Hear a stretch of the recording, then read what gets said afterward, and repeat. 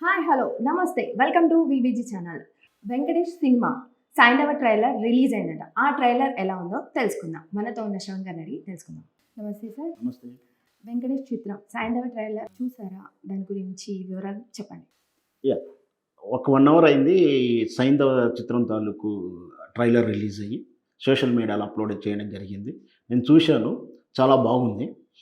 వివరంగా చెప్తాను. ఇది యాక్చువల్‌గా ఇది శైలేష్ కొలను డైరెక్షన్‌లో వస్తున్నటువంటి చిత్రం.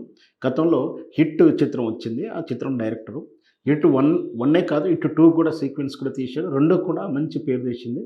మంచి టెక్నీషియన్ పేరు వచ్చింది కాబట్టి వెంకటేష్ లాంటి స్టార్ హీరో ఆయనకు అవకాశం ఇచ్చారు.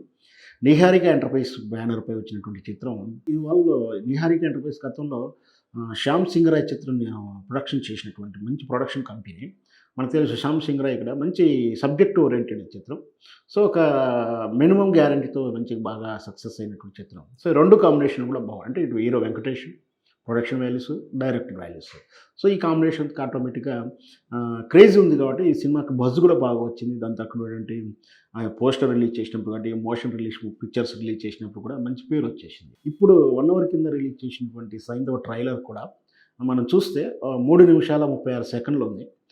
మొత్తం కూడా ఆద్యంతం ఈ చిత్రం వెంకటేష్‌ను నిన్నటి మొన్నటికి చిత్రాల తాలూకు ఫ్యామిలీ ఓరియెంటెడ్ నుంచి మళ్ళీ వెనకకు చిత్రాలైన తులసి అట్లాంటి మాస్ ఓరియెంటెడ్ చిత్రాలుగా ఉన్నది అని అనిపించేలా ఉంది.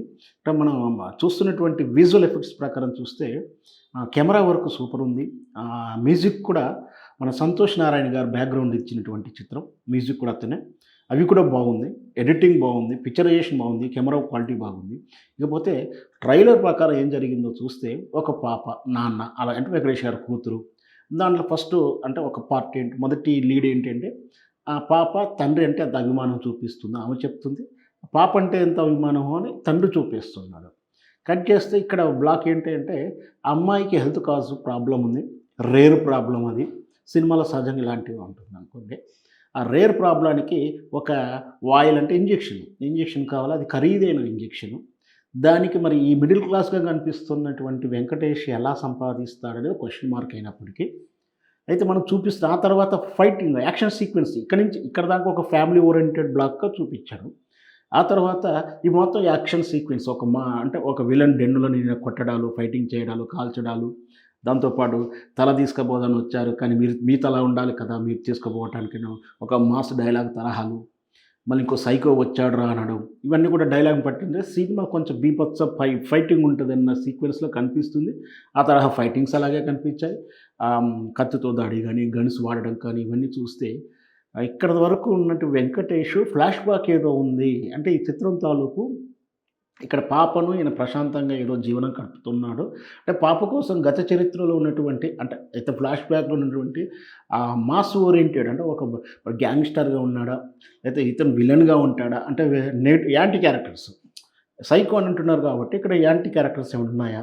లేదా అలాంటి మాఫియా ఇది ఫైటింగ్ తరహా జీవితాన్ని వదిలేసి కూతురు కోసం ఒక ప్రశాంత జీవితం గడుపుతున్నాడా అనేది మనం చెప్పుకోవచ్చు.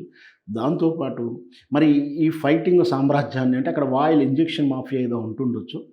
సో, అలాంటి సామ్రాజ్యాన్ని ఈ విధంగా జయించి ఆ ఇంజెక్షన్స్ తన కూతురుతో పాటు నాకు అనుకుంటే అనిపిస్తుంది ఏంటంటే అందరికీ అందుబాటులో వచ్చేలా పెట్టేసేద్దారా? దానికి ఒక సందేశాత్మకంగా చేయడం కానీ చేస్తాడా అన్నట్టు అనిపించింది. సో, ఈ స్టోరీస్ ఎలా ఉన్నా కూడా ఏంటంటే వెంకటేష్ మొత్తం కూడా నిన్నటి వరకు F1, F3 ఈ తాలూకు ఫ్యామిలీ ఓరియెంటెడ్, కామెడీ ఓరియెంటెడ్ నుంచి పూర్తిగా గతం తాలూకు తులసి గాని అంతకుముందు ఎన్ని చిత్రాల్లో చూసాము అతన్ని. తులసిలో కూడా అలాగే ఉంటుంది. ఒక హీరోయిన్‌ని కాపాడుతుంటాడు. ఫ్లాష్ బ్యాక్‌లో మొత్తం కూడా ఏం జరిగిందో, ఆమెను ఎందుకు కాపాడాల్సి వస్తుందో చెప్తాడు. సో, ఇక్కడ కూడా తన కూతురిని కాపాడే ఉద్దేశంతోటి తన మళ్ళీ గతంలో ఉన్నటువంటి యాటిట్యూడ్స్ ఏదన్నట్టు ఫైటింగ్ కానీ మాఫియా సామ్రాజ్యాన్ని అదంతా కూడా చూపించినట్టుగా ఉంటుందేమో అనేది చెప్పొచ్చు. మొత్తం మీద సినిమా ఇట్లనే ఉంటుందని అనుకోలేము కానీ ఈ తరహా ఉండవచ్చు. టోటల్‌గా చూస్తే ఈ సినిమా ఈ ప్రోమోతో ఈ ట్రైలర్ తోటి ఇంకా సినిమాకు ఇంకా బజ్ పెరిగిందని చెప్పొచ్చు. రేపు జనవరి 13కు సంక్రాంతి రిలీజ్‌కు సంక్రాంతి పండగ చేయడానికి సైంధవ క్యారెక్టర్‌లో వస్తున్నాడు.